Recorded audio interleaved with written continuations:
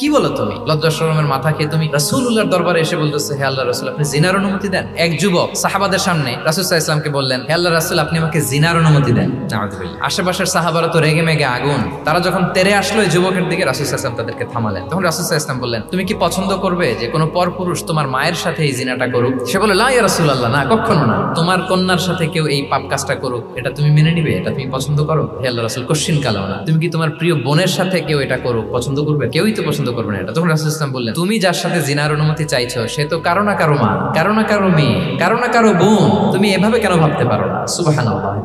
এই কথা বলার পরে তো সে একেবারে ইমোশনালি এমন ড্যামেজ হয়েছে, লজ্জায় কাচুমাচু হয়ে মাথা নিচু করে দাঁড়ায়। তখন রাসূল ইসলাম তার জন্য দোয়া করলেন। ওই দিনের পর থেকে এই যুবক কখনো কোনো পরনারীর দিকে রাস্তায় তাকায় নাই। মানুষের আবেগ অনুভূতিতে নাড়া দিয়ে যদি আপনি তাকে কোনো কথা, কোনো নাসিহাত করেন, তখন সেটা সে শোনে। এমন শোনা শুনে এমন ভাবে সে হেদায়েতের পথে আসে যেটা আমরা কল্পনাও করতে পারি না।